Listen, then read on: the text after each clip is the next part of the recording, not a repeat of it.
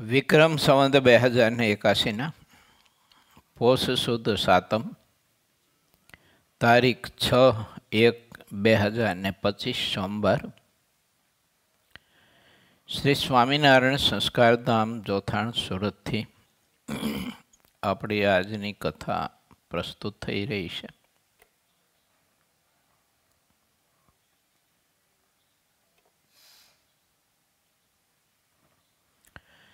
ભગવાન સ્વામિનારાયણે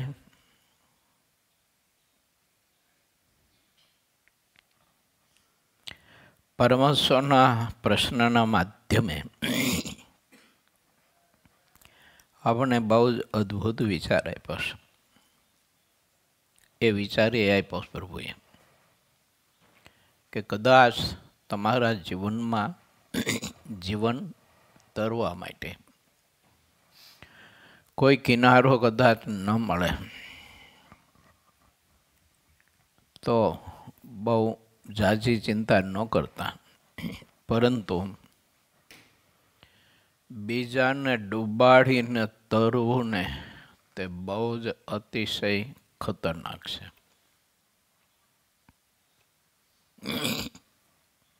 માટે કલ્યાણના માર્ગમાં ભગવાનના ભક્તને પોતાના શત્રુનો કોઈ દિવસ વિશ્વાસ કરવો નહીં, કારણ કે આપણા શત્રુઓ આપણને ઘણી વખત બીજાને ડૂબાડી દેવા માટેની પ્રવૃત્તિઓ આપણી પાસે કરાવતા હોય છે અને બીજાને ડૂબાડીને આપણે તરવા માટેનો પ્રયત્ન કરતા હોય છે. વ્યવહારના માર્ગમાં પણ એવું હોય છે, આધ્યાત્મિક માર્ગમાં પણ એવું હોય છે. ઘણા બધા લોકો વ્યવહારના માર્ગમાં આપણે જોઈએ ને તો છેતરપિંડીના માધ્યમે બીજાને વિચારાને હાવ ડૂબાડી દે છે. ઓલો જીવન પર્યંત ઊભો નથી થઈ શકતો અને ઘણા બધા એના લઈને હાથ ઊંચા કરીને લોકો ગમે ત્યાં ભાગી જતા હોય છે. આવી છેતરપિંડીઓ બહુ કરતા હોય છે. એમાંય અત્યારે આમ મોબાઈલનો જમાનો છે ને, એટલે ઘણી બધી છેતરપિંડીઓ ધન સંપત્તિની થતી હોય છે. પણ ભગવાનના ભક્તને થોડુંક એટલું જાગતું રહેવું કે કોઈ આપણા બીજા માસીના દીકરા નથી, તે આપણા ખાતામાં એ બેલેન્સ પુરાવી દે. આવું બહુ થાય છે ને, બહુ થાય છે. તો થોડુંક વિચારવું. હું તો ઘણાને કહું, મેં તો કે આપણે માસીના દીકરા નથી કીધું. હા, તમને કીધું આમાં છોકરાઓને તો બહુ છેતરે છે. વિદેશમાં જવાના પ્રલોભને એની પાસે ₹1,00,000-2,00,000 પડાવી લે અને એ છોકરાઓનું કહું કે કદાચ તમને એવા પ્રલોભન આપતા હોય ને તો એને કહેવાનું કંઈ વાંધો નહીં, ₹2,00,000 આપીશ, હું અમેરિકા પહોંચી જાઉં, તમે કહો છો એ કંપનીમાં મારી જોબ શરૂ થઈ જાય અને 2 મહિનાનો પગાર આવે એટલે 3જા મહિનાનો પગાર તમારો. ફરીને ફોન આવે તો મને કહેજો. કીધું જો થોડુંક માણસે વિચારવું જોઈએ.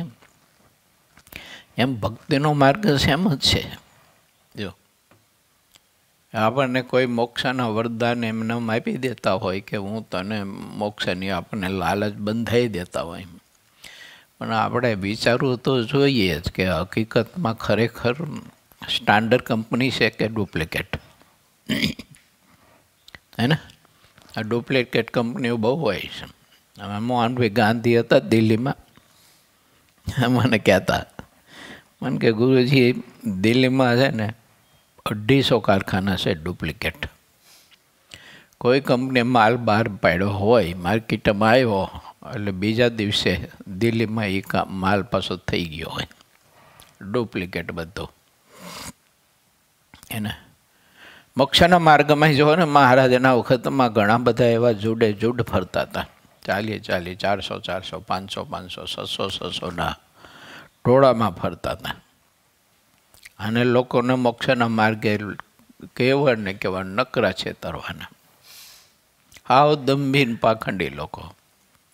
નહીં એને કોઈ ભગવાનનો આશ્રય, ઉપાસના, ભક્તિ કશું જ નહીં.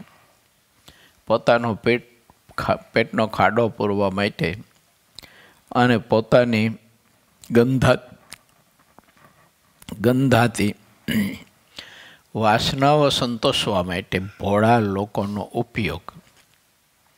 એવી ઘણી બધી ભોળી બહેનો, માતાઓ, એનો આ લોકો, ઠગ લોકો ખોટો ઉપયોગ કરતા હતા. આ બધી છેતરપિંડી છે ને. આધ્યાત્મિક માર્ગમાં પણ બહુ છેતરપિંડી થતી હોય. એટલે ભગવાન શ્રી હરિ એમ કહે છે કે આ બધા શત્રુ છે આપણા. એવું. અને એ બધામાં આપણને પ્રલોભન આપીને ખેંચાણ કરનારા તો આપણા શત્રુ છે પાછા. ઇન્દ્રિયો, અંધકરણ. એ અંધકરણ આપણને એમાં પ્રલોભનમાં પ્રતીતિ કરાવી દે છે. કોઈ આપણને કાંઈ પ્રલોભન આપે તો તરત બુદ્ધિ છે ને એ નિશ્ચય કરાવી દે કે ના બરાબર છે, અને જીવ એનો સ્વીકાર કરી લેશે. અને પછી આંખ ખુલે છે પણ તે દિવસ મોડું બહુ થઈ ગયું હોય છે. માટે ભગવાનના ભક્તિ વિચારો, કોઈ ખોટા પ્રલોભનોમાં ક્યારેય પણ વ્યવહારના માર્ગે યા તો મોક્ષના માર્ગે લોભાઈ ન જાઓ, છિતરાઈ ન જાઓ. ભગવાનનો ભક્ત ખૂબ જ સાવધાન રહે. બહુ અદ્ભુત વાત મહારાજા આપણને સૌ કોઈને બતાવી રહ્યા છે. એમાં આપણે આગળ ગતિ કરીએ. પૂર્વ 22મો તરંગ છઠ્ઠો. ગઢડા પ્રથમ પ્રકરણનું 78મું ચાલુ વચનામૃત. પછી ભગવદાનંદ સ્વામીએ પ્રશ્ન પૂછ્યો છે, હે મહારાજ, જેવી ભગવાનની બીક પાસે બેઠા હોઈએ અને લાગે છે, તેવી ને તેવી જ બીક જ્યારે દૂર જઈએ તો પણ કેમ સમજીએ તો રહે? એ પ્રશ્ન છે મહારાજ.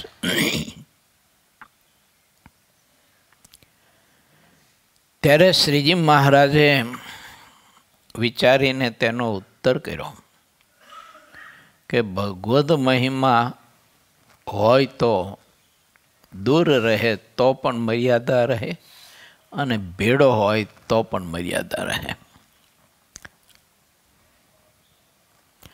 જો ભગવાનનું પૂરું મહાત્મય નિષ્કપટ ભાવે સમજે તો ભગવાનની પાસે રહેતા હોઈએ ત્યારે જેવી બીક રહે છે તેવી દૂર જઈએ તો પણ બીક રહે.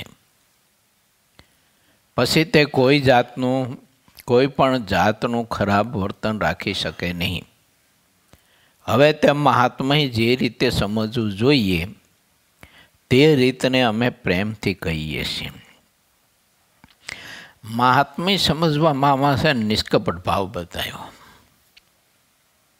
મહાત્મા સમજવામાં આવું નિષ્કપટ ભાવ હોય છે કંચન કાકા.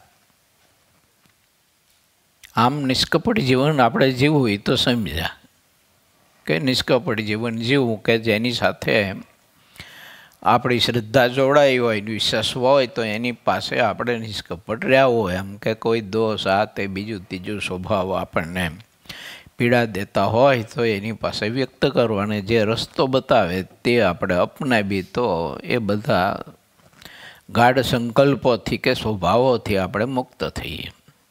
એ તો બરાબર છે.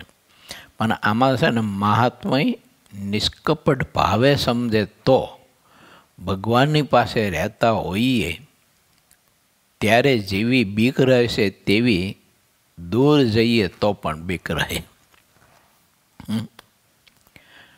મહાત્મા નિષ્કપટ ભાવે સમજે તો અમે એવું છે કે એને ભગવાનનો મહિમા કાંઈ ન હોય, ભગવાનના સંતનો મહિમા કશોય ન હોય, અને એનો લાભ લેવા માટે છે ને મહાત્મા બતાવતો હોય આ કપટ ભાવ છે.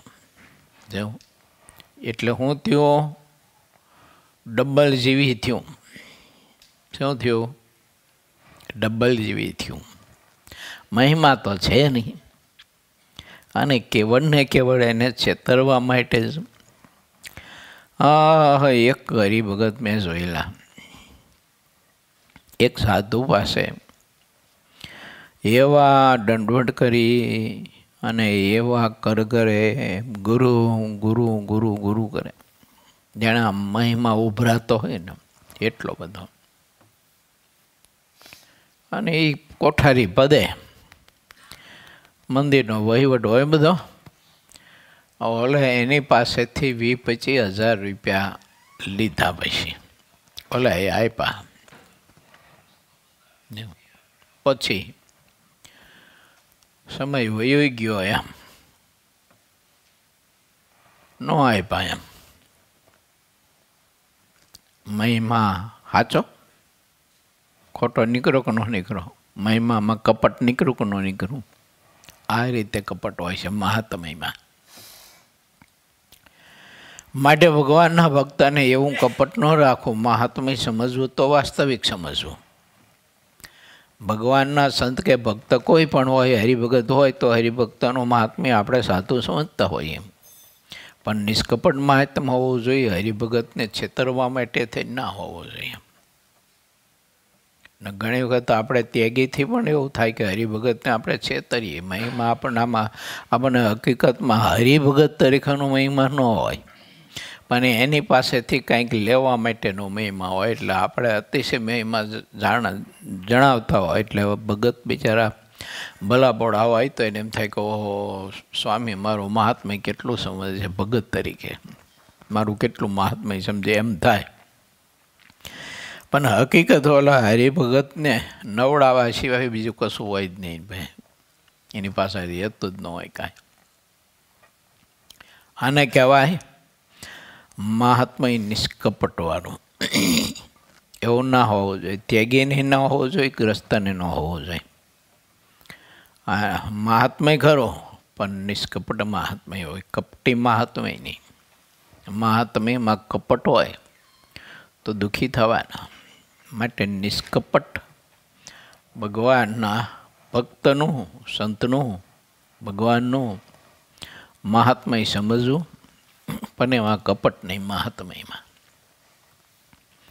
આવું લોકો ઘણું બધું કરતા હોય છે. ઘણા બધા છે ને એમાં ખૂબ સેવાનો બતાવતા હોય છે. અને થઈ જાય આપણને કહો આ ભગતને જોવો તો ખરા કેટલી બધી સેવાની ભાવના છે. અને પછી શું કરે ખબર? મંદિરમાંથી બરણીઓ ભરી ભરીને ચોખ્ખું કંઈ ઘેરે લઈ જાય. લાવે ત્યારે દૂધ નહીં લાવે અને લઈ જાય ત્યારે ઘી નહીં લઈ જાય, ભરીને લઈ જાય. કાં તો મગજ ને મેસોબની ભરી ભરીને લઈ જાય. મહાત્મયમાં આવું કપટ હોય. એમ દેખાય નહીં. જો આમ દેખાય મહિમા, હોય કપટ, છેતરવાનું. આ સિવાય કાંઈ ન હોય. આ એક જણે રસોઈ આપી મહેસૂબની એક સ્થાનમાં. ભાવથી કે સારામાં સારી મહેસૂબની રસોઈ બનાવો, કે જે બિલ થાય ને જે ઘર થાય તે. અરે મારો દંડવટ કરે ને મહિમા સમજાય એટલે ઓલા બધા કાર્યકર્તાઓ ને સંતોને તો થઈ ગયું કે આ ભગત બહુ મહિમાવાળા છે. કેમ બધા એને જમાડવાનો ભાવ તો જો કે મહેસૂબની રસોઈ. હવે આ વાત તો 30-35 વર્ષ પહેલાંની હું કરું છું. ત્યારે રસોઈ બનાવી મહેસૂબની, અને બટાકાવાળા ને ચટણી ને ભજીયા ને 2 શાક ને એક કઠોળનું ને એક લીલોતરીનું ને પૂરી ને રોટલી ને વગેરે વગેરે બધું, સ્લાટ ને આ તે રસોઈ બનાવી સરસ મજાની. બધાને જમાડ્યા. એ જમ્યો. મોટું આવડું ડબલું ભરી દીધું 5-10 કિલો મહેસૂબનું. ઓલે ગાડીમાં મૂક્યું. પછી કે મારે થોડુંક સિટીમાં કામ છે તો પતાવીને આવતા હોત તમે બિલ તૈયાર કરીને રાખો. ઓલે બિલ તૈયાર કરીને રાખ્યો તો હજી ન થયો. ગયો. આ બનેલી વાત છે. મહાત્મયમાં કપટ. આવી છેતરપિંડીઓ ન કરાય. દેવ દુઃખી થાય એમ ભક્તિના માર્ગમાં આપણે કપટ ન રખાય. મહારાજનું જેવું છે એવું જ મહાત્મય હોય તો જ બતાવાય, ન હોય તો બતાવાય નહીં જગતને, કદી ન બતાવાય. આપણામાં એવો વૈરાગ્ય હોય, એવો ત્યાગ હોય, એવી સાધુતા હોય, એવું આપણામાં નિસ્પૃહીપણું હોય તો બતાવાય. જરૂર નથી બતાવવાની. જો કે વાસ્તવિક હોય ને એ તો ગુલાબને કોઈ માર્કેટિંગ કરવાની જરૂર નથી, એની સુગંધની જરૂર ખરી. કોઈ ગુલાબનું મોગરાનું પુષ્પ ક્યાંય માર્કેટિંગ કરવા નીકળ્યું એવું સાંભળ્યું જ કે? પણ એની શ્વાસ તો એ લોકોનો આવે છે. એમાં આપણામાં ત્યાગ વૈરાગ સાધુતા હોય તો એનું કંઈ માર્કેટિંગ કરવાની જરૂર નથી કે મારા બાપ. જો એની તો સુગંધ આ મેળે આવવાની જ છે લોકોને. એટલે ન હોય ને આપણે બધું માર્કેટિંગ કરતા હોય તો આ તો કેવું મોટું કપટ અને કેવી છેતરપિંડી કહેવાય.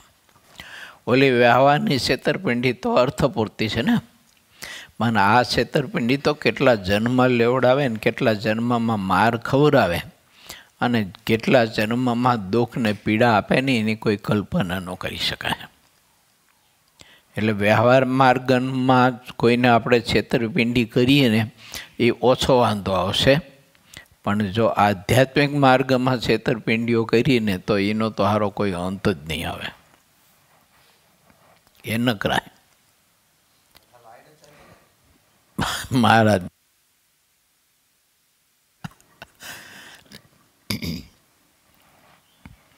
સમજાણું કે ન સમજાણું આપણા બધાની વાત છે ને.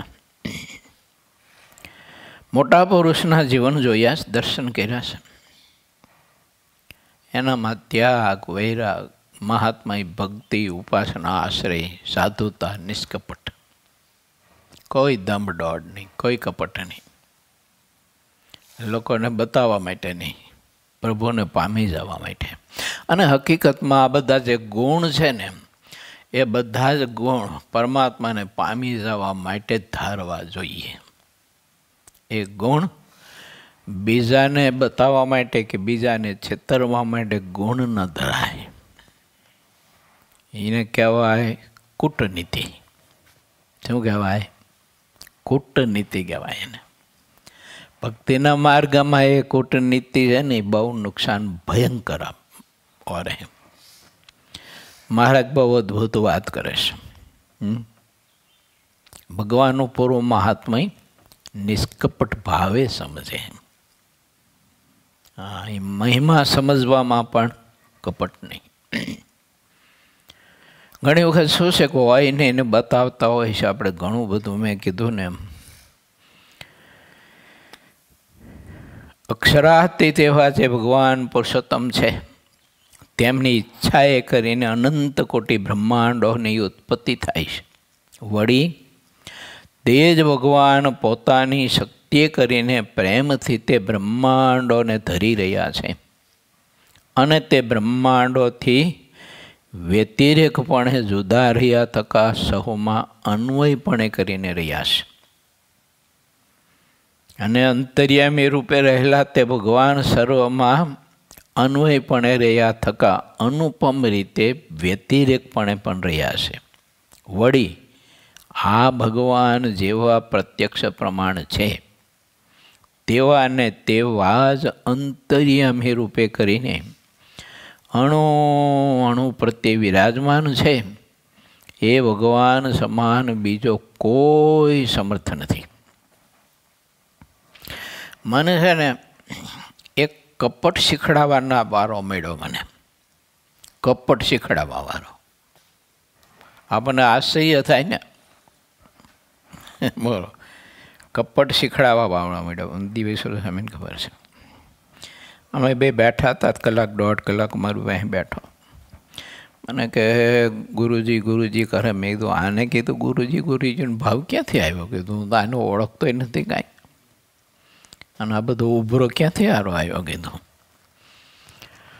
સમજાય કે દૂધની તપેલી ચૂલા ઉપર મૂકી હોય અને ચૂલો પ્રગટાવ્યો હોય તો સંભવ છે ઉભરો આવવાનો, પણ તપેલી નથી ને દૂધ નથી ને ઉભરો આવે છે તો આનું આશ્ચર્ય લાગે ને આપણને. તો મને કે હું એક પુસ્તિકા લખું તમારા મહિમાની, અને એવા હરિભક્ત બધા તૈયાર કરું. તમે રૂમમાં બેઠા હોય, કોઈ દર્શન કરવા આવે તો તમારા દર્શનની ઇંતજારી જાગવી જોઈએ એને કે એવી બધી ગોઠવણી કરું. ઓલા તમારો ખૂબ મહિમા ગાય, ઓલા 2-5 હરિભગત હોય ખૂબ મહિમા ગાય, પાછો વાતે વાતે કરતો જાય કે રૂમમાં તમે ભલે સૂતા હોય ક્યાં, તમે ભલે સૂતા હોય ક્યાં, પણ અમે કહી કે સ્વામીજી તો અત્યારે ધ્યાનમાં બેઠા છે અને એમને ધ્યાનનું બહુ અંગ છે, એટલે એ તો ધ્યાનમાંથી ક્યારે જાગે નીકી નહીં કે. હા, મને કે તમે ભલે સૂતા હોય તમ તાર કે વાતે વાતે પાછું એમ કરતો જાય. મેં તો એને બહાર કરી કીધું. ત્યાં 1.5 કલાક ભાષણ કર્યું એને આવું. પછી મેં કહ્યું, મેં ભગત તમે કીધું ભૂલા પડ્યા, હું સાધુ થયો છું ભગવાનની મૂર્તિનું સુખ લેવા, એની સાથે વાતો કરવા, એની સાથે મજા કરવા. આ છેતરપિંડીનો ધંધો કરી અને હરિભક્તના ભોળા દિલને છેતરીને મારે ક્યાં નરકમાં જવાનું કીધું, મારે ક્યાં નરકમાં જવાનું કીધું. મહેરબાની કરી કીધું, મને જ નહીં પણ આવું પ્રલોભન બીજાને કોઈ ન આપતો, પછી કોઈ દેખાણો નહીં વહી ગયો, મરી ગયો. હા, મરી ગયો.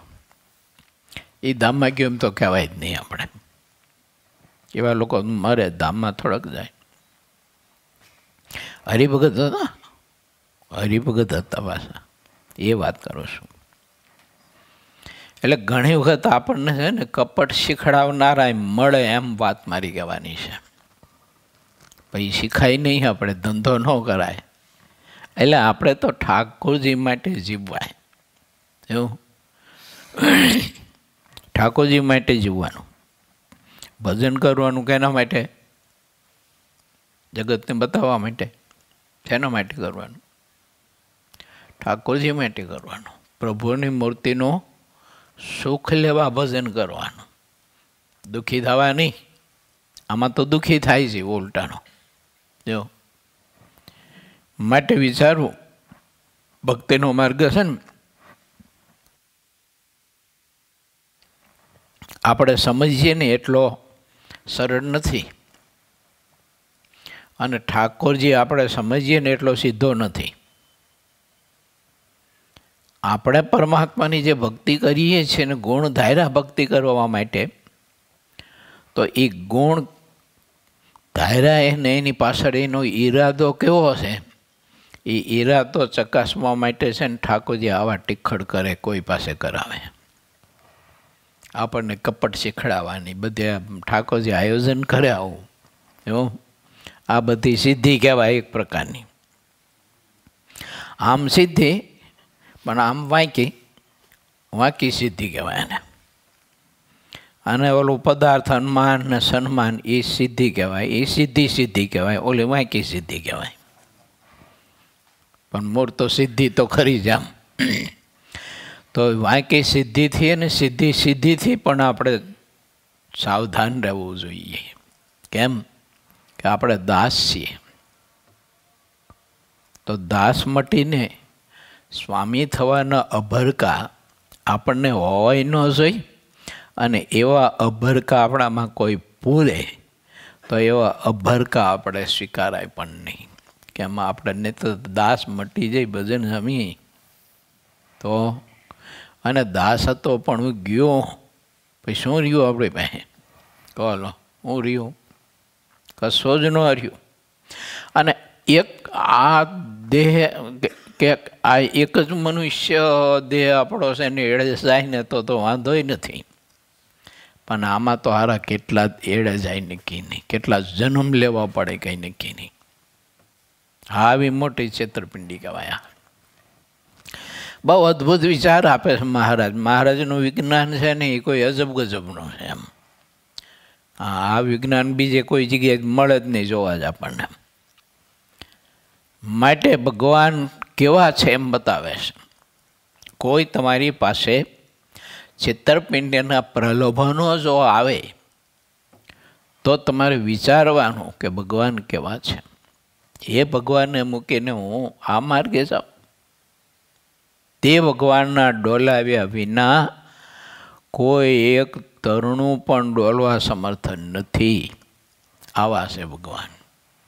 વળી અનંત કોટી બ્રહ્માંડોની ઉત્પત્તિ, સ્થિતિ અને પ્રલય જે રીતે થાય છે અને તેમાં જીવને સુખ દુઃખનો જે કાંઈ સંબંધ થાય છે તે બધું ભગવાન પુરુષોત્તમના હાથમાં જ નિશ્ચિતપણે રહ્યું છે. એવા તે ભગવાન શ્રીહરિ પોતાના હૃદયમાં જેટલું ધારે છે તેટલું જ થાય છે, તેમાં કાંઈ ખોટું નથી. આવા મોટા ભગવાન છે ને આવી ભગવાનની મોટપ છે. એ મોટપ જો વિચારી હોય તો આપણે ઇન્દ્રિયો અંધકરણના છેતરા પણ ન છેતરાય, અને બીજા કોઈ દંભ દોડ કરતા હોય તો એનાય છેતરા કોઈ દિવસ ન છેતરાય આપણે. કારણ કે પરમાત્મા સિવાય બીજાથી કશાથી કોઈથી કશું જ થતું નથી. કાંઈ સર્વજ્ઞ સમર્થ પરમાત્મા છે.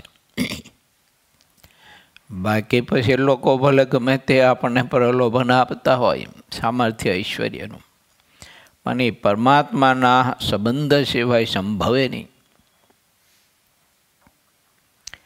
અમે કહ્યા એવા તે સર્વજ્ઞ ભગવાન જીવોના કલ્યાણ કરવા માટે જ ભૂમિ ઉપર પધારે છે. ત્યારે પોતે ઘોડા ઉપર બેસીને ચાલે એટલે તે ઘોડો ભગવાનને ઉપાડીને ચાલતો હોય એવું લાગે છે, પણ એ તો ઘોડાના પણ આધાર છે. અને જ્યારે તેઓ પૃથ્વી ઉપર બેઠા હોય ત્યારે એમ દેખાય છે કે તે ભગવાનને ભૂમિ ધરી રહી છે, પણ એ ભગવાન તો સ્થાવર જંગમ સહિત આખી પૃથ્વીને ધરી રહ્યા છે. અને જ્યારે રાત્રિ હોય ત્યારે ચંદ્રમા, દીવો કે મશાલ તેના અજવાળે કરીને ભગવાનના દર્શન થાય, અને દિવસે સૂર્યને અજવાળે દર્શન થાય. પરંતુ એ ભગવાન તો સૂર્ય, ચંદ્ર અને અગ્નિ એ સર્વેને પ્રકાશના દાતા છે.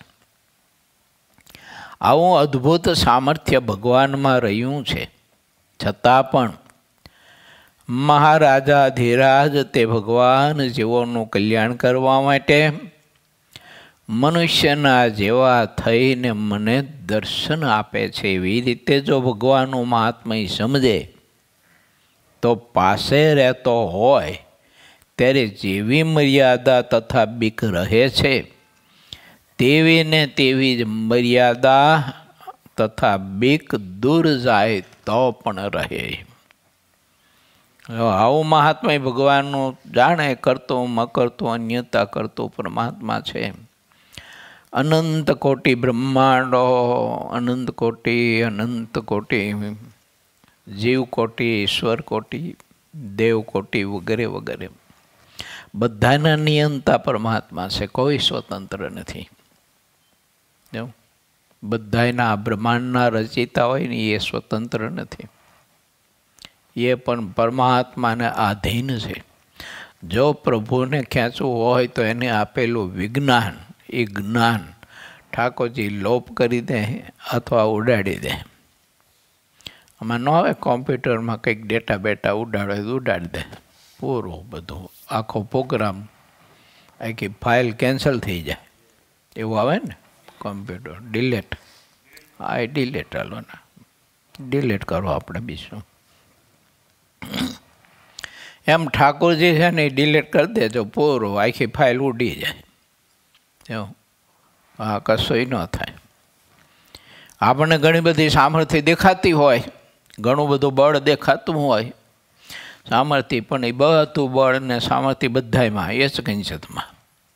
નાનું બાળક હોય તો ભલે, ખોયામ હોતું હોય, છોરું હોય તો ભલે, મોટો ભાભો હોય તો ભલે, અને બ્રહ્માંડો રચી શકે એવા કોઈ સમર્થ હોય તોય ભલે, અને આખી પૃથ્વીનું સૃષ્ટિનું બધું જ એ વહન કરી શકતા હોય એવી બુદ્ધિ, ચાતુર્ય, શક્તિ હોય, બળ હોય તોય ભલે, પરંતુ બધામાં જ પાત્રની તારતમ્યતાએ કરી અને પરમાત્મા જ એ જ કિંચિત સામર્થ્ય એમાં પ્રેરે છે, ત્યારે એ ચેતના શક્તિઓ કામ કરી શકે છે.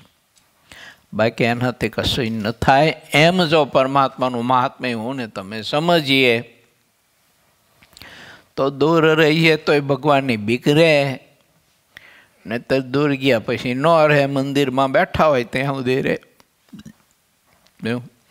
પછી ખેતરે, શેઢે, સીમે, ઓફિસે, કારખાને, બીજે ત્રીજે જંગલમાં, બીજે ત્રીજે જઈએ આપણે બહાર, ત્યારે પછી ત્યાં ન રહે તો બધી લીલ ભેગી થઈ જાય. અહીંયા પછી જીવ ન કરવાના બધા જ કર્મ કરવા માંડી પડે છે કે અહીં ક્યાં કોઈ જોવે છે, એમ અહીં ક્યાં કોઈને ખબર છે. રસ્તામાં ચાલ્યો જતો હોય, બેઠો હોય, ઉઠતો હોય, બીજું ત્રીજું કર્મ માણસે ને પંચજ્ઞાની ઇન્દ્રિયોના માધ્યમે પછી કર્યા કરે છે. કેમ કે ભગવાનને, પરમાત્માને, સામર્થ્યને એ જાણતો નથી યથાર્થ, ને તે મર્યાદા રહે. માટે વિચારું, જો આપણને કોઈ પણ સ્થળે આપણી ઇન્દ્રિયો અંતકરણ છેતરતા હોય તો સમજવાનું કે મહારાજનું સર્વ વ્યાપકપણું, અંતર્યામીપણું, નિયંતાપણું આપણે સમજ્યા નથી. ખાલી બોલીએ છીએ, સમજ્યા નથી. સમજો હોય તો એ આત્મા પરમાત્માને ના ગમે, અથવા પરમાત્માએ જે મર્યાદા બાંધી છે એનું ઉલ્લંઘન ન કરી શકે અને એવું કર્મ ન કરી શકે, વિચારી ન શકે, જોઈ ન શકે, સ્પર્શ ન કરી શકે, ગંધ ન લઈ શકે, રસ ન લઈ શકે, કશું જ ન કરી શકે. કેમ? તો એને પરમાત્માને આમને સામને અનુભવે દેખાય છે. મારો બાપ અહીં બેઠો છે, એવું મારો પ્રભુ આત્માને વિશે બેઠો છે. જ્યાં જાય ત્યારે આત્મા તો દેહ, ગમે ત્યાં જાય તો આત્મા તો દેહમાં જ હોય ને ત્યારે. એમ પરમાત્માને, આત્માને વિશે ધાર્યા હોય એટલે તે જેવું ગમે ત્યાં જાય તો એનો ઠાકોરજી, એનો પ્રભુ ભેળો અને ભેળો છે. હવે કેવી રીતે મર્યાદા લોપી શકે જીવ? માટે આવું મહાત્મય સમજવું ઠાકોરજીનું.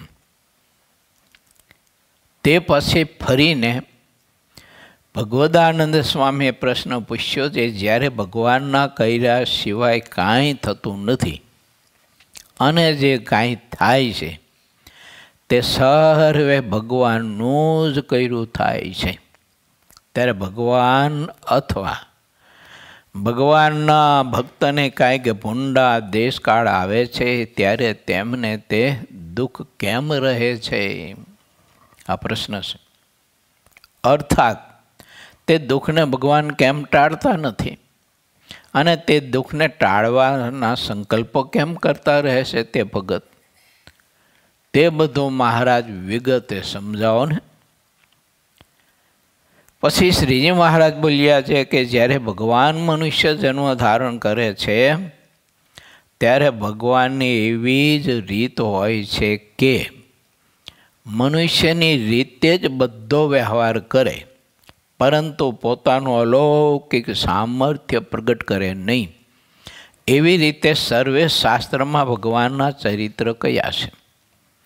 તેથી જ્યારે ભગવાન તેનાથી કાંઈક નવા ચરિત્ર કરે ત્યારે સંશય કરજો, પણ સમજણ વિનાના જે કુતર્કો થાય તેનો ત્યાગ કરી દેવો. જ્યાં સુધી પૂર્વે ભગવાનના અવતારો થયા તેના જેવા ચરિત્રો કરતા રહે ત્યાં સુધી તમારે ક્યારેય પણ સંશય કરવો નહીં.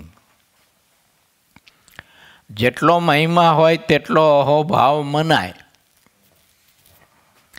પછી નિર્મળાનંદ સ્વામીએ પ્રશ્ન પૂછ્યો છે, કેમ સમજીએ ત્યારે ભગવાનના સંતનો મહિમા અતિશય જણાય?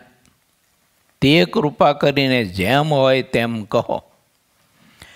પછી શ્રીજી મહારાજે કહ્યું તે હું કહું છું. મચ્છ, કચ્છ, વરાહ, વામન, પરશુરામ, રામ, કૃષ્ણ એ આદિક જે ભગવાનના અનંત અવતારો થયા તેના મહિમાને જ્યારે વિચારે ત્યારે સંતનો જેવો છે તેવો મહિમા દેખ્યામાં આવે છે. વિચાર કર્યા સિવાય લેશ માત્ર દેખાતો નથી. તે મહિમા એમ વિચારવો કે જે ભગવાને રામકૃષ્ણાદિક અવતારોએ કરીને અપાર જીવોનો ઘણો ઉદ્ધાર કર્યો, તે સર્વાવતારી ભગવાનના સંતો છે. તે સંતો શુક શનકાદિક સમાન છે. તેવો સંતોનો મને સમાગમ મળ્યો છે, માટે હું ઘણો ભાગ્યવાન થયો છું. આવો મહાત્મય સમજે તો અખંડ હોપણું રહે. જો ભગવાનના સંતને, સંત એટલે જેના હૃદયમાં ઠાકોરજી વાસ અખંડ કરીને રહેતા હોય અને તેને પરમાત્માનો અખંડ સંબંધ હોય અને પરમાત્મા માટે જ એ પુરુષ જીવતો હોય અને પરમાત્મા માટે શ્વાસ લેતા હોય ને મૂકતા હોય, આવો જેને ભગવાનનો સંબંધ હોય એને સંત કહેવાય. અને એ સંતનો મહિમા એવો સમજવો જોઈએ. મહારાજે આમાં જે તે સમય કાળે પ્રભુ પ્રગટ હતા એટલે તે સમય કાળને લક્ષ્યમાં રાખીને પ્રભુએ આમાં આપણને મહાત્મય બતાવ્યું હોય. પણ મારે ને તમારે મહાત્મય સમજવાની રીત તો એવી હોવી જોઈએ કે મને જે મળ્યા સંત તે તો પ્રગટ અવતારી પુરુષોત્તમ નારાયણના સંબંધવાળા છે. કેવા છે? તો કે ગોપાળાનંદ સ્વામી, બ્રહ્માનંદ સ્વામી, મુક્તાનંદ સ્વામી, ગુણાતીતાનંદ સ્વામી, નિષ્કળાનંદ સ્વામી, આ વગેરે વગેરે, પર્વતભાઈ, દાદા ખાસર વગેરે વગેરે જે મુક્તો થઈ ગયા ને એ મુક્તો જેવા મુક્ત છે. પણ કોને? તો કે પૂર્વે આગળ વાત થઈ. પૂર્વે એટલે 1-2 પ્રશ્ન પહેલાં વાત થઈ. તે જેનો વૈરાગ્ય, જેની ભક્તિ, જેનું જીવન, જેની સાધુતા, જેના ગુણ નિષ્કપટ હોય, એમાં કપટ ન હોય, એવા જે સંત તે ગમે તે આશ્રમમાં હોય અને ગમે તે દેહધારી હોય, પોતપોતાની જાતિની મર્યાદામાં રહી અને એનું મહાત્મય આવું સમજવું જોઈએ. કોઈ બહેનો એવી સ્થિતિવાળા હોય તો પુરુષોએ મહાત્મય એનું વિવેક બુદ્ધિથી સમજવું, બહુ વિવેક ભૂલીને ના સમજવું. અને પુરુષ એવી સ્થિતિવાળા હોય તો એણે બહેનોએ મર્યાદામાં રહીને મહાત્મય સમજવું જોઈએ. મર્યાદા એકાદા બીજા તોડી અને મોટા પુરુષ માની અને ભાઈ હડિયાપટ્ટીઓ કરીને પગ મંડે ધોવા ને પૂજવા તો પછી તકલીફ થવાનો સંભવ ખરો. એમ મહારાજે વચનાવતમાં બતાવ્યું છે બાયુનું મહાત્મય ભાઈઓએ મર્યાદામાં સમજવું, ભાઈઓનો મહાત્મય ભાઈઓએ મર્યાદામાં સમજવું. જો આ નહીંતર અમે છે ને એક એવા ભગત જોયેલા કપટી, તે મારો જબ્બર એવો બધો દંભીને કપટને બોલવામાં વાચ્યાર થયો ને તે ઘણી બધી બહેનોને છેતરતો હતો. હારો જો હું દિવેશ્વર સ્વામીનું ઓળખીએ, કરશન કાકાએ ઓળખ્યા. તો એ વખતે પછી ત્યાં આવેલો ને આપણા ગુરુકુલે, તે પછી સંતોને થોડું કહી રાખ્યું. મેં કીધું જોઈજો, કીધું આ તો આઈટમ છે, કીધું જો ભાઈ લેવાઈ ન જતા, કીધું આની વાતમાં. અને મારો વાત એવી કરે ને તે ભલભલો માણસ ઓગળી જાય બોલો એની વાતમાં. જો માટે વિચારવું ભગવાનના ભક્તે મહાત્મય તો સમજવાની રીત છે જ અને હોવી જ જોઈએ. જ્યાં સુધી ભગવાનના ભક્તનું મહાત્મય નહીં સમજી શકીએ ને ત્યાં સુધી સાધન કરવાનું બળ બહુ કરવું પડશે. અને ભગવાનના ભક્તનું જો મહાત્મ્ય સમજીશું ને તો ભગવાનને પામી જવા માટે સાધનનું એટલું બળ નહીં કરવું પડે.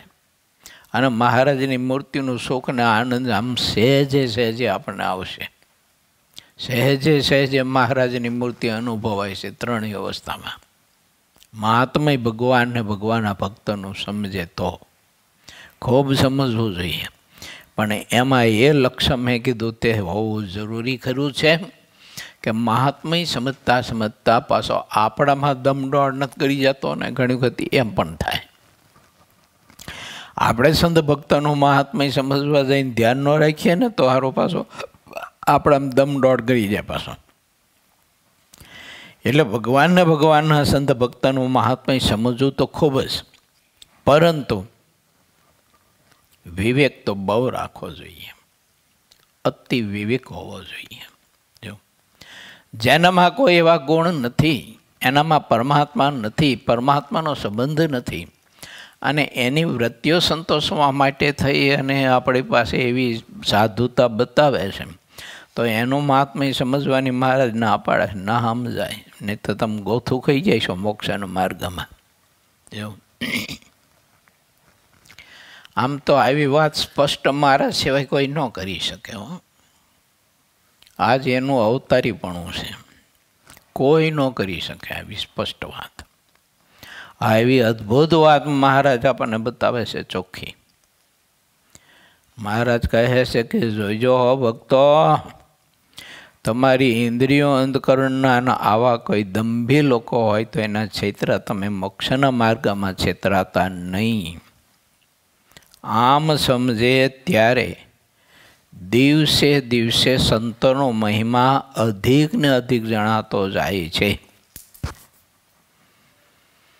એવો મહિમા સમજે પછી દિન પ્રતિદિન મુક્તાનંદ સ્વામીની જેમ ચડતો ને ચડતો રંગ રહે, અહોપણું રહે. પછી આપણે એ સત્પુરુષને વિશે સામાન્યપણું નથી જાય. જો નહીતર સૌ પ્રથમ જે રમેડા હોય ને ત્યારે આપણે બહુ ભાવ હોય ને પછી ધીમે ધીમે ધીમે ધીમે સામાન્યપણું થઈ જાય. ઓલું કહે છે ને કે જલેબીમાંથી જલેબો થઈ જાય, એવું થઈ જાય પછી. માટે મહાત્મય ખૂબ સમજવું અને વિચારવું કે આવા સંત મને મળ્યા છે, હું તો એની પાસે કાંઈ નથી, આ અલ્પ બુદ્ધ અજ્ઞાની છું, અને ભગવાને કૃપા કરીને કેવા મોટા સંતનો મને યોગ કરી આપ્યો છે, અને એ સંતે મારો કાંડું પકડ્યું છે, મારી જવાબદારી લીધી છે મોક્ષની. હું કેટલો નિર્ભય થઈ ગયો એમ. મોક્ષના માર્ગમાં મારે કોઈ ભય ન રહ્યો એમ. નિર્ભય થઈ ગયો હું. આવું મહાત્મય સમજવું જોઈએ. ઘણી વખત મોટા પુરુષ આપણને વચન આપે પણ આપણે મહાત્મય કંઈ સમજતા ન હોય એવું પાછું ઘણી વખત બને એવું. જો મોટા પુરુષનું તો દિલ બહુ મોટું હોય, એટલે એ આપણા સ્વભાવ કે ગુના કે આડોળાઈ કે આપણી નબળાઈ જોવે જ નહીં તો રાજી થઈ જાય, થઈ જાય. તમારે રાજી થઈને પછી જવાબદારી લઈ જ લે તમ તારે, તારા મોક્ષની જવાબદારી જામ હારી, હાલ ભજન કરજે ઠાકોરજીનું, આવું કહી દે આપણને. પણ પછી મારે ને તમારે બહુ વિચારવું જોઈએ ને આવો મોટા પુરુષ કોઈ વચન આવે ને પછી આપણી જવાબદારી વધી જાય છે. કઈ વધી જાય છે ખબર? બે પ્રકારની. એક, એના પડતા બોલ ઝીલવા તે, અને એક જે આપણને એનું મહાત્મય સમજાણું છે તે મહાત્મય જ્યારે લગરી કે કોઈ પણ અવસ્થામાં કોઈ પણ પરિસ્થિતિમાં ઓછું ન થવું જોઈએ. આ બે જવાબદારી વધે આપણી. પછી પોતાને પૂર્ણ કામ માની લેવું જોઈએ, એવું અપૂર્ણપણું ન રહેવું જોઈએ. પૂર્ણ કામ પણ મને જવું પડે કે મને આવા સત્પુરુષે વચન આપ્યું છે એટલે મારો મોક્ષ તો નિશ્ચિત છે. ઠાકોરજીને જ્યાં સુધી ઈચ્છા હોય ત્યાં સુધી ઠીક છે, આ લોકમાં રાખે આપણને. બાકી મરીને ધામમાં જવું એવું તો છે જ નહીં. હું મહારાજના અક્ષરધામને પામી ચૂક્યો છું. આટલો ભરોસો અને વિશ્વાસ આપણને તે સંતના વચનમાં અટલ હોવો જોઈએ અને આ દેહ આપણો શાંત થાય તો પણ ઓલો મહિમા છે ને એ તો એમનામ અટલ ઊભો હોય. દેહ શાંત થાય પણ મહિમા ઊભો હોય એમનામ તોય. કારણ કે મહિમા તો જીવમાં સમજવાનો, દેહમાં થોડોક સમજવાનો હોય. મહિમા તો આત્મામાં સમજવાનો છે, દેહમાં થોડોક સમજવાનો છે. અને મહિમા સમજે એનું સુખ આત્માને આવવાનું, દેહને આવવાનું છે. દેહ તો નાશવાનું છે, એને શું આવવાનું? સુખ, આનંદ, દુઃખ, હરખ, શોક એ દેહને થોડુંક છે, એ તો બધું આત્માને છે, જીવને છે. એટલે ભગવાનના ભક્તે આ બધો મહાત્મય ખૂબ જાણી રાખવું.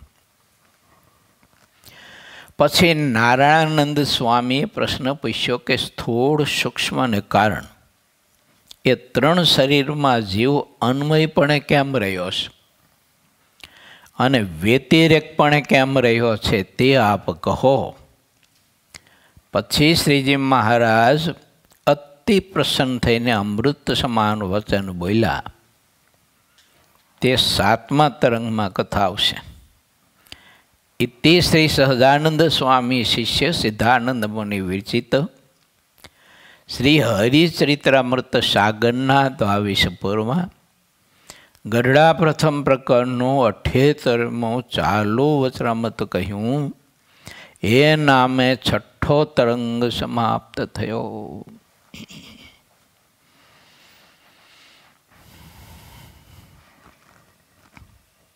બહુ અદ્ભુત વાત મહારાજે મોક્ષના માર્ગમાં મોક્ષભાગી આત્મા ખૂબ સાવધાન રહે, જાગૃત રહે અને જાણપણા રૂપી દરવાજે અખંડ ઊભો રહે એવા સદવિચારો અદ્ભુત આપ્યા છે. આપણું મન, ઇન્દ્રિયો, આ 4 અંતકરણ ઇન્દ્રિયો આપણને ક્યારે છે ને છેતરી ન જાય અને ત્યાગ, વૈરાગ, ભગવાનને પામી જવાના માર્ગના આપણે સાધન કરીએ છીએ. તે સાધનમાં આ બધા ધ્યાન, ભજન, વ્રત, પૂજા, માનસી વગેરે, કીર્તન, ભક્તિ, કથા વગેરે વગેરે જે કંઈ આપણે બધું કરીએ છીએ ને એ બધું દંભમાં પરિણમી ન જાય, એનું રૂપાંતર ન થઈ જાય, એ આપણે લક્ષ્ય કાયમને માટે રાખવું જોઈએ. જો આ નહીંતર દૂધ જ કહેવાય પણ એના ઘણા રૂપાંતર થવાના અવકાશો છે. દૂધના બહુ ઘટ બનાવો તો બાસુંદી થાય, એથી વધુ ઘટ બનાવો તો માવો થાય, એમાં સુગર નાખીને બનાવો તો પેંડા થાય. એમ ઘણા બધા એમાં સંસ્કારો પરિવર્તન થવાના અવકાશો છે. એમ ત્યાગ, વૈરાગ્યાદિક ગુણ છે ને એ દૂધ કરતાં મારા બાપ વધુ કિંમતી છે. દૂધ સંપૂર્ણ આહાર છે પણ એ શરીરનો છે. ત્યારે ત્યાગ, વૈરાગ આદિક જે ભગવાનના આપેલા ગુણ છે ને એ આત્માના પોષક બધા જ પદાર્થ કહેવાય. એનાથી આત્મા છે ને પોષણ પામે છે, બળને પામે છે અને સમર્થ થાય છે. તો કેવો સમર્થ થાય ખબર? એવો સમર્થ થાય કે એને એકાંતમાં અતિ રૂપવંતી, મનગમતી સ્ત્રીનો યોગ થાય તો એને ક્ષોભય ન ઉપજે એવો સમર્થ થાય. એને આખી રાજ્ય ધન સમૃદ્ધિ સંપત્તિ એનું કોઈ પ્રલોભન ના આપે ને તો પણ એને સ્વીકારવાનો ક્ષોભ સદા ન ઉપજે એવો સમર્થ થાય. આ સામર્થ્ય નાની ન કહેવાય હો, જો તો આ જબરી સામર્થ્ય કહેવાય. હવે ઘણા બધા મોટા પુરુષોને પ્રસંગો, વાતો ને કથાઓ છે. જો માટે આત્મા બળને પામે એવું ભગવાનના ભક્તે હંમેશા સાધન કરતું રહેવું. પણ આપણા સાધનમાં, આપણા ગુણમાં કોઈ દંભ, દોડ કે કપટ ના ભળી જાય એનું ખૂબ સાવધાની રાખવી જોઈએ. ને ત્યારે આપણે હોતા હોય ને હેઠે હરક જઈને હરપ ગરી જાય. ઓલા પહેલાં ખેડૂતો છે ને બળદ ચારવા જતા ને ખેતરે કામ કરવા જતા, ચોમાસાની વર્ષા ઋતુ હોય ને એટલે બિચારા વગડામાં પડ્યા રહેતા, તો લોકો કોથરો પાથરી ટૂંટ્યું વળીને હોતા હોય. તે ઘણી વખત કોથરા હેઠે ઓલા પૈડિયા ને નાગણીયું ને આવું વીસીને બધું ગરી જાય. એમાં આ દમ દોડ ને કપટ ને બધું છે ને એના જેવું છે યારું, ખબર ન હોય ને અંદર ગરી જાય આપણા. અને પછી એની ત્યાગને વૈરાગ બીજાને છેતરવા માટે થઈને ઉપયોગ થાય એનો. પહેલાં ભગવાનને રાજી કરવા માટે થતો હતો, પ્રભુનો મૂર્તિનું સુખ લેવા માટે થતો હતો, પણ પછી લોકોને છેતરવા માટે ને વિષયો ભોગવવા માટેની વિષયો મેળવવા માટે અને મોટપ રૂપી એ બધું સુખ છે ને એ ભોગવવા માટે થાય એમ. એટલે પછી એ બધું બતાવે એટલે લોકો એને મોટા માને એટલે એને મજા આવે, એ મોટપ ભોગવવાનું બહુ સુખ આવે એમ. ઓલું મૂર્તિનું સુખ આવતું હતું એ તો ગયું બધું, અને મોટપનું સુખ પછી લેવા મંડી પડ્યો જીવ. એવી કઠણાઈ બેસે એની ત્યાં આપણે વર્ણન ન કરી શકીએ, એવી કઠણાઈ બેસે. એટલે ભક્તિના માર્ગમાં આપણે સહુ કોઈ મારે ને તમારે બધાની વાત છે કે ખૂબ સાવધાન રહેવું જોઈએ. આપણામાં પરમાત્માએ આપેલા જે ગુણ છે એ ગુણને દાસત્વપણું, સરળતાપણું, સ્વાભાવિકતા એ પકડી રાખશે. એને જો ગુમાવ્યું ને એ છૂટી ગયું તો પછી ઓલું બધું કરી જાય છે અંદર. મજાના અદ્ભુત વિચારો મહારાજ આપ્યા છે.